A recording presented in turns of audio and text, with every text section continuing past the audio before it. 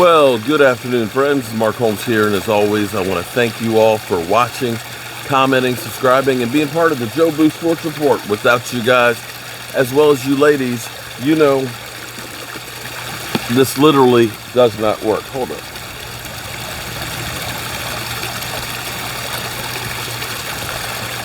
That's better. The lens is dirty. All right, so that game is in the books. It's done. It's out of here. Preseason, it's done. Can I say, Cowboy fans, be cool. Take it easy. Listen, this was preseason.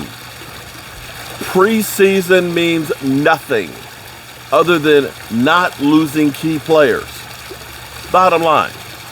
Remember last year when we had Lyle Collins who couldn't get out of the starting gate? And that was basically the beginning of the cascade of the end of our offensive line, which ended up being a terrible year.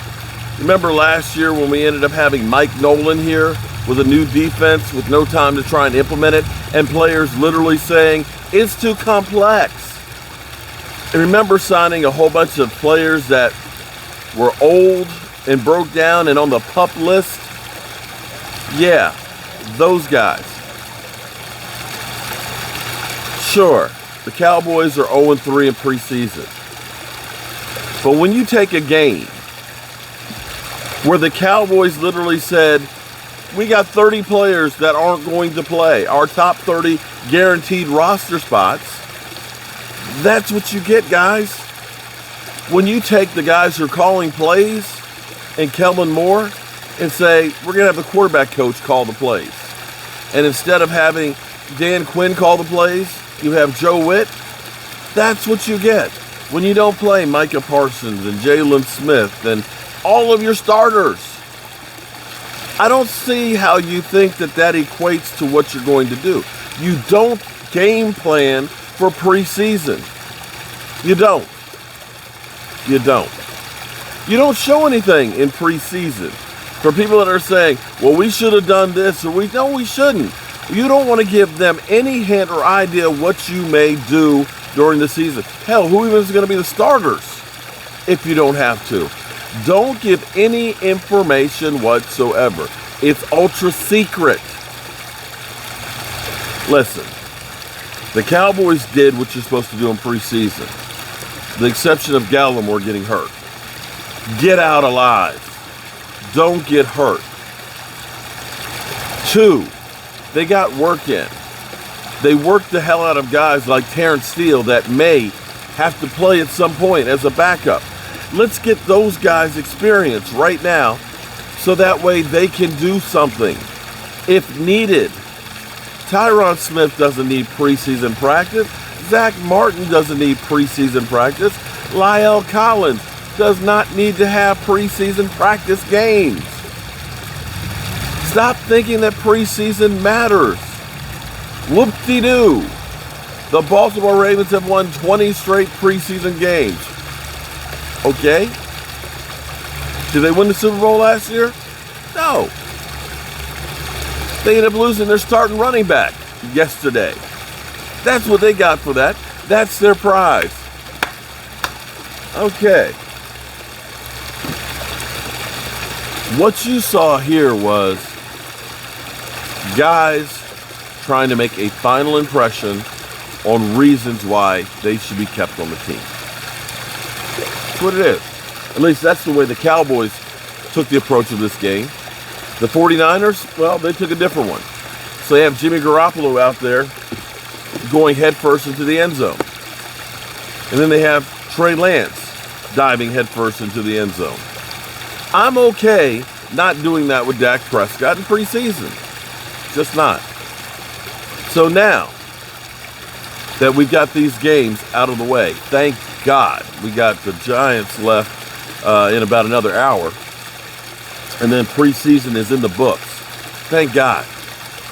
I'm sick and tired of some of you Cowboy fans that are just, woe is me, we're just a bad team. How do you think we're going to be a good team when we're starting Garrett Gilbert, Cooper Rush, and Ben DiNucci? What do you expect? That's not Dak. That's not Dak with CeeDee Lamb. That's not Dak with Zeke Elliott. That's not Dak Prescott with the starting offensive line. There's a little bit of a difference right there, guys. A little bit.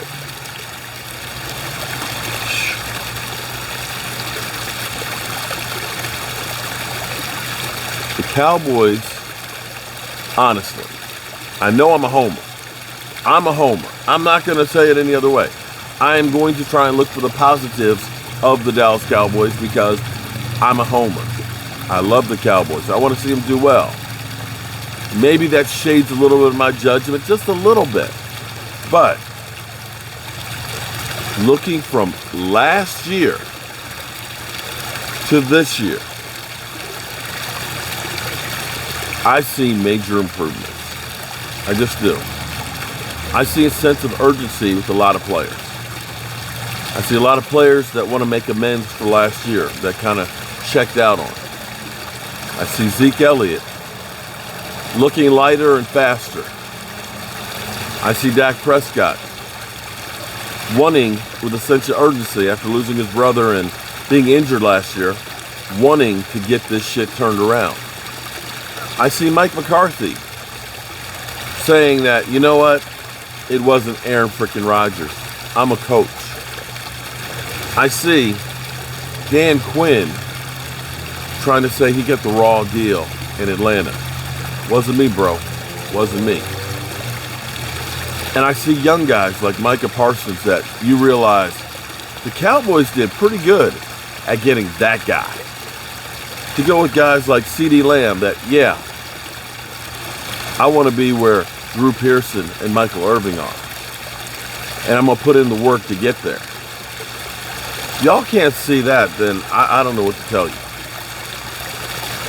But I can tell you this. Come Thursday night, in a week and a half, the Dallas Cowboys will start the 2021 season. And I think it's going to be far way different than what we saw in 2020.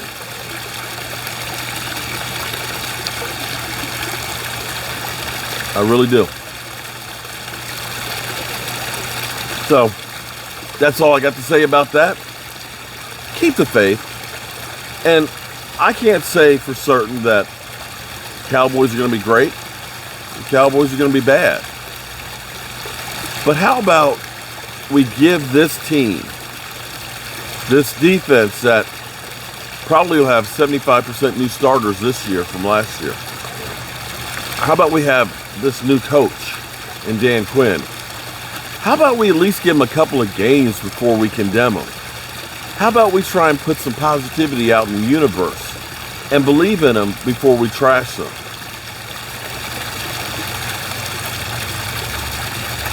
Some of y'all, I don't know what to say for you. But final note, Louisiana. Pray for Louisiana, y'all. This is the biggest hurricane to hit the United States ever.